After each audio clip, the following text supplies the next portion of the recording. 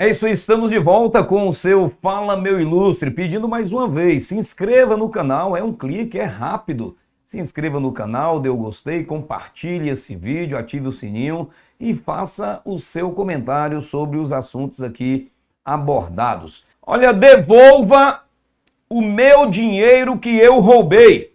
Devolva o meu dinheiro que eu roubei. Essa será a frase mais recorrente a partir de ontem.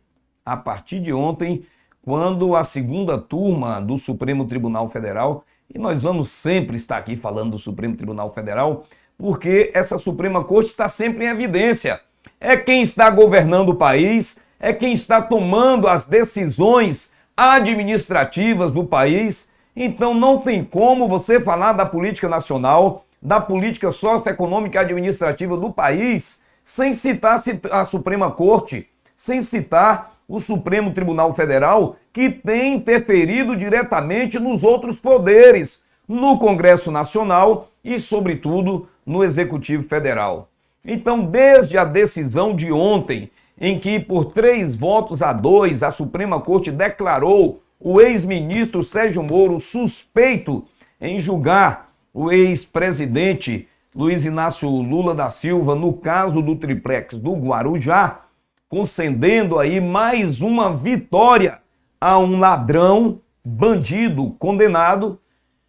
Agora, todo mundo que foi julgado por esse processo da Lava Jato, lá em Curitiba, pelo juiz Sérgio Moro, vai pedir o seu dinheiro de volta. A frase será: devolva o meu dinheiro que eu roubei. A maior operação de combate à corrupção da história do Brasil, quiçá da história do mundo, a Lava Jato, uma operação séria que julgou vários políticos e empresários, empreiteiros envolvidos com o caso, e que teve como figura principal o juiz Sérgio Moro, esse juiz que se tornou herói nacional, figura mundial, que inclusive ficou entre os 3 homens mais influentes do planeta em determinado período, e hoje está saindo da condição de mocinho para bandido, enquanto que o bandido Luiz Inácio Lula da Silva está entrando na condição de mocinho. Eu diria até que é bem feito em termos para o juiz Sérgio Moro. Aquela célebre frase dele quando deixou, o Ministério da Segurança Nacional, e ele disse que tinha que preservar a biografia dele. Preservar por quê? Porque, segundo ele, o presidente da República estava interferindo na Polícia Federal. Prerrogativa, inclusive, do presidente, que é de indicar quem seja, o superintendente da Polícia Federal. Eu não vou manchar a minha biografia. Sua biografia está manchada, juiz Sérgio Moro. O senhor abriu mão de fazer um trabalho sério dentro de um governo honesto e foi se jogar nos braços da esquerda brasileira. E essa esquerda brasileira, que não gosta do Brasil e nem gosta de ninguém, está lhe dando troco. Uma prova inequívoca de que esse país está aparelhado. O ex-deputado federal e ex-ministro de Estado, José Disseu, um dos chefes da quadrilha comandada pelo ex-presidiário Luiz Inácio Lula da Silva, e o próprio Luiz Inácio Lula da Silva disseram que queriam o ministro Sérgio Moro na cadeia. Isso está fácil de acontecer porque Moro é bandido? Não. É porque eles têm em suas mãos os instrumentos para tal. Os esquerdistas, os petistas, os radicais de esquerda estão comemorando. Olha aí, 3 votos a 2. Lula é inocente. O fato, meu amigo, de 3 ministros votarem pela suspeição de Moro não significa que Luiz Inácio Lula da Silva é inocente, não. O significado mais claro é de que ele tem no Supremo Tribunal Federal ministros que atendem aos seus apelos. Afinal de contas, quais são os pedidos que chegam no Supremo que são atendidos com facilidades? Os pedidos de partidos de esquerda.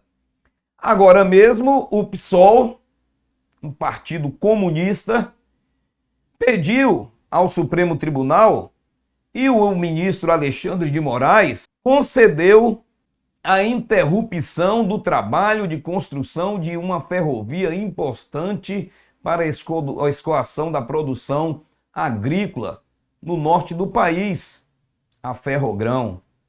Ou seja, é só um partido de esquerda entrar pedindo alguma coisa, o Supremo atende.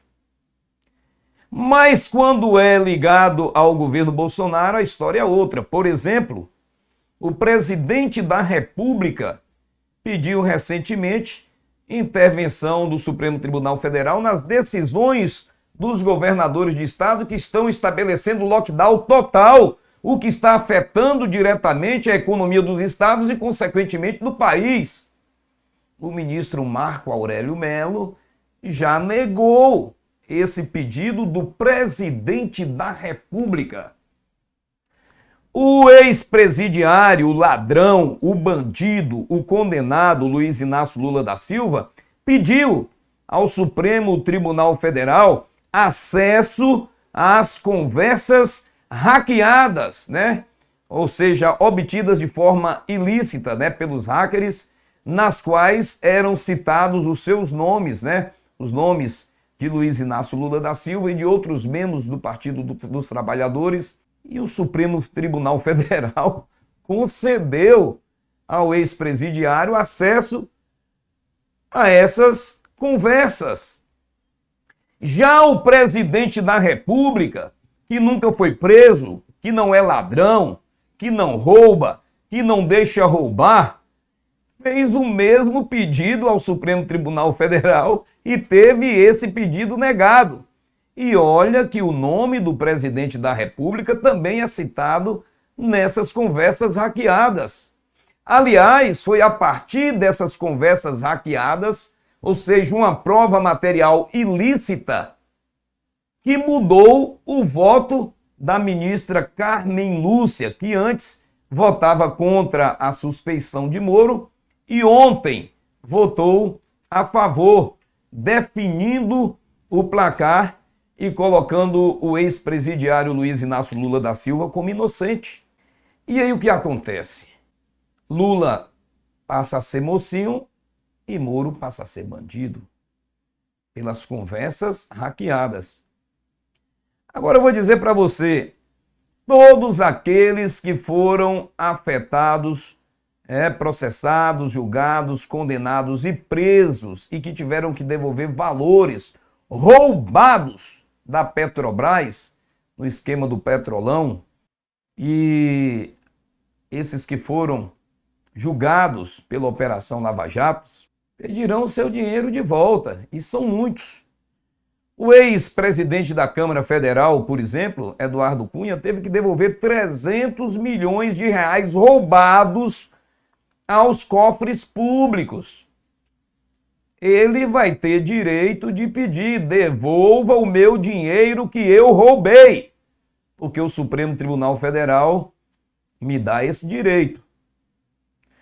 O ex-presidiário Luiz Inácio Lula da Silva devolveu para os cofres públicos 87 bilhões de reais e 1 bilhão e 400 milhões de reais devolvidos pelo Banco Suíço. Vai ter que devolver. A presidente do PT, Gleisi Hoffmann, ela que é deputada federal, devolveu 2 milhões de reais para os cofres públicos. Terá também esse dinheiro devolvido. Você tem noção da desgraça que foi para o país essa decisão da segunda turma do STF ontem, ao julgar o pedido de suspeição do juiz Sérgio Moro? Meu amigo, minha amiga, isso não significa de que Lula está livre de todos os seus processos.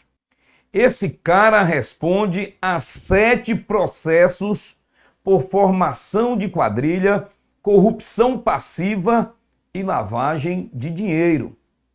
Ele foi condenado em apenas 2 por enquanto. Um deles é o caso do triplex do Guarujá, que ele foi ofertado por uma empreiteira como forma de propina. E é neste caso do triplex do Guarujá que ele conseguiu do STF ontem a condição de um julgamento injusto ou parcial por parte do ministro, do juiz Sérgio Moro. Mas você já parou para analisar que não foi apenas o juiz Sérgio Moro que processou, julgou, condenou e sentenciou o ex-presidiário Lula, no caso do triplex? Ele foi julgado, sentenciado, condenado e sentenciado em 3 instâncias.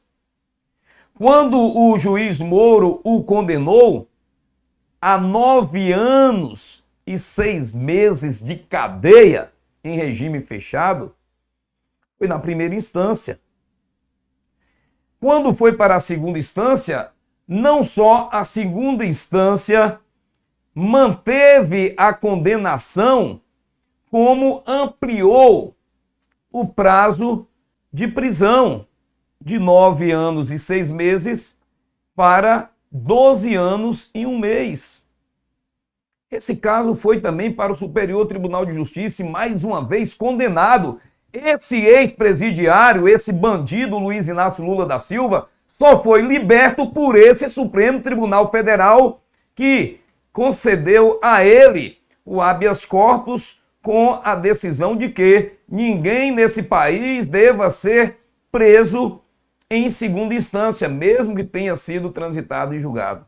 Ele já foi condenado também no caso do sítio de Atibaia, mas a depender do STF pode se safar, né?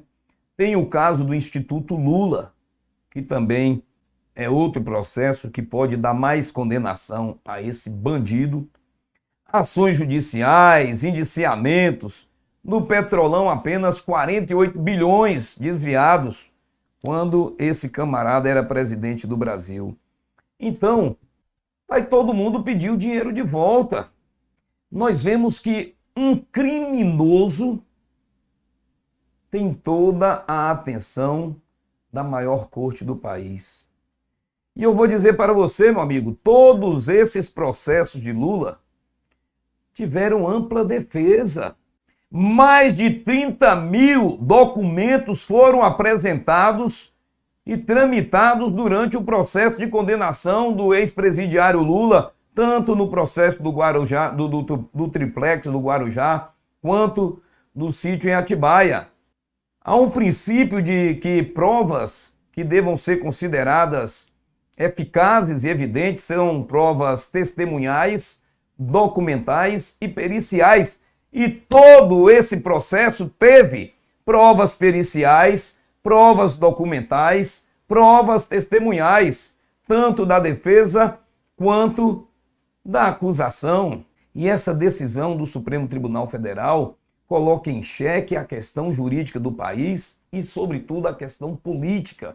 Toda uma estrutura montada para defender um ex-presidente ladrão, chefe do maior esquema de corrupção da história desse país. E o que é pior, a frase que será mais proferida por esses bandidos do colarinho branco, principalmente pelo ex-presidiário Luiz Inácio Lula da Silva: devolva o meu dinheiro que eu roubei.